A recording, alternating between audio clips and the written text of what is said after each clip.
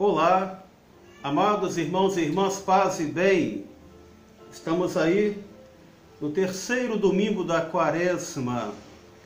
Iremos refletir hoje sobre a destruição e a reconstrução do Templo de Jerusalém.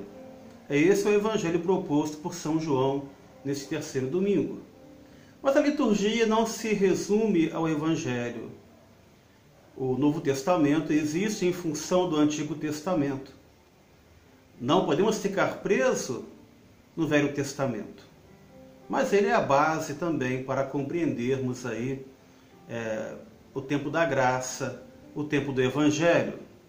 Pois bem, a primeira leitura está lá em Êxodo, capítulo 20, versículo de 1 a 17, que vai falar sobre os mandamentos, algumas normas e leis que o Senhor nosso Deus colocou para o seu povo cumprir. Êxodo, saída. O povo de Deus estava saindo em direção à terra prometida. E claro que não existia somente o povo de Deus na face da terra, havia outros povos também. Então essas normas, essas regras, os mandamentos em si, são colocados justamente para distinguir entre o povo de Deus e os demais povos. Pois bem, então saímos lá do livro do Êxodo, vamos desembarcar no Evangelho de São João. Evangelho de São João, no capítulo 2, versículo de 13 a 25, é aquela passagem onde Jesus chega no templo e lá ele encontra os cambistas e vendedores comercializando no templo. Qual era o comércio ali? Não que o comércio fosse ilegal. Não se pode comparar, por exemplo, a citação bíblica deste domingo com o comércio em lojas de artigos religiosos. Não se pode comparar isso. Havia, sim, através desse comércio, uma exploração do povo. Antes mesmo do culto ser oferecido, havia o compromisso e o comprometimento de comprar aquilo que seria ofertado em sacrifício. Então, quem tinha dinheiro poderia até levar de casa o animal que seria ofertado, seja ele um carneiro, um cordeiro, um animal maior, enquanto os pobres ali, que não tinham muito recurso, oferecia um par de pombos ou rolinhas. Agora imagina o preço que isso era cobrado para que aquele povo pobre pudesse acessar o templo. Então, é isso que chama a atenção de Jesus.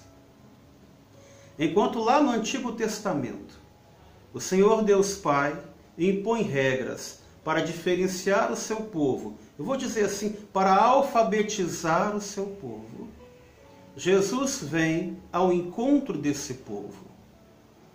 O grande Messias esperado e dito pelos profetas é Jesus. Ele chegando ao templo, depois de tomar essa atitude de chicotear, de expulsar, ele é confrontado. Eu vou dizer até afrontado, embora haja diferença entre as duas palavras. Com que autoridade você faz isso? Esse era o pensamento. A autoridade de Filho de Deus, aquele que veio do Pai. E Jesus continua falando que, se vocês estão fascinados por esse templo feito por mãos humanas, por esse templo de pedra, eu vou dizer que esse templo será destruído e em 3 dias ele será reconstruído. Eles não entenderam. Qual era o templo, então, que Jesus dizia que seria destruído e reconstruído? Era o seu corpo. Já era um anúncio da sua paixão. Havia, antes de Cristo, um grande abismo entre os homens e Deus. Porque eles cultuavam ritos e preceitos, ofereceram sacrifício a Deus, cumpriram uma promessa, com o coração cheio de rancor e mágoa, não leva o penitente à conversão, nem tampouco à salvação. Não é apenas ofertar o sacrifício no templo que conta. Não é apenas enfeitar as igrejas que conta. É enfeitar, sobretudo e além de tudo, o nosso templo interior, que é o nosso corpo. O corpo é ruim ou é bom? O corpo é bom, é o templo do Espírito Santo. Só que com Cristo nós vencemos. Então eu ressalto aqui duas palavras: destruição e construção. Ou seja, destruir e reconstruir. Jesus veio para destruir o pecado, destruir a maldade, destruir as relações de injustiça e exploração muito comuns no povo da época e também no povo de hoje. Em nome de um Deus, em nome de uma certa religião, em nome de algumas ideologias, o outro é escravizado sempre. Eu até me atrevo a dizer que o grande sonho daquele que é oprimido é um dia também ser opressor e poder mandar no outro. É essa relação injusta que o Senhor vem destruir. E ao mesmo tempo ele vem reconstruir uma ponte que vai ligar o homem de volta a Deus. E essa ponte passa pela conversão do homem, pela mudança do coração do homem. Pois bem, e Jesus continua dizendo no seu evangelho que depois de ele ter feito vários milagres, muitos acreditaram nele. Mas acreditaram porque ele fez o milagre, apenas. Isso é o contrário da fé. Para se acreditar, não se pede garantias. Uma fé que pede garantias para ver se acredita é uma fé falsa. Por isso que Jesus diz no final desse evangelho: mas Jesus não lhes dava crédito, pois ele conhecia a todos, e não precisava do testemunho de ninguém acerca do ser humano, porque ele conhecia o homem por dentro. Jesus vai além da nossa compreensão, vai além das aparências. Ele conhece o coração de cada um de nós e sabe da nossa real intenção. Qual é a intenção sua neste domingo quando você vai à igreja? Ou melhor, vou reformular essa frase, essa pergunta: por que você vai à igreja? Para cumprir um preceito? Ficar bem com a família? Para ofertar o dízimo? Para tirar fotos e filmagens e depois postar em redes sociais? Será que a nossa espiritualidade hoje ela se resume a ser turista de vez em quando nas igrejas? Ou ela vai além disso? Ela perpassa pela minha participação de forma integral. Bem, veja o que diz São Paulo. São Paulo, na sua carta aos Coríntios, ele diz o seguinte: os judeus pedem sinais milagrosos. Para o judeu acreditar, ele tinha que ver. Os gregos procuram sabedoria. Sabedoria humana pura e simples.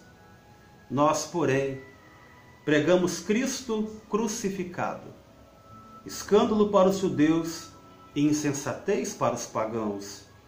Mas para os que são chamados, tanto judeus como gregos, esse Cristo é poder de Deus e sabedoria de Deus. Pois o que é dito insensatez de Deus é mais sábio do que os homens, e o que é dito fraqueza de Deus é mais forte do que os homens. São Paulo está dizendo para nós que, para alcançarmos a salvação, para alcançarmos a glória, não podemos fugir do Calvário. Não podemos fugir da cruz de Cristo. A cruz de Cristo tem ficado escondida em igrejas, em locais públicos. A cruz de Cristo escondida significa a vergonha daquele que acredita. De longe as residências e casas aboliram suas imagens, quadros e cruz, porque ficou no passado. Quando isso acontece, estamos negando a nossa própria identidade. Queremos um Cristo glorioso, que ressuscitou, que reina, que tem poder, que cura milagres.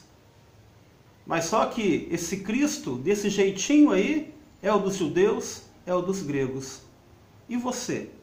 Qual é a visão que você tem de Jesus hoje? É apenas daquele que ressuscitou dos mortos ao terceiro dia, que subiu aos céus?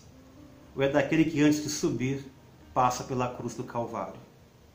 Amados irmãos e irmãs, neste terceiro domingo da Quaresma, cuidemos de nosso templo, de nosso corpo. Coloquemos nossa esperança em Cristo Jesus, nosso único Salvador. A todos vocês, paz e bem.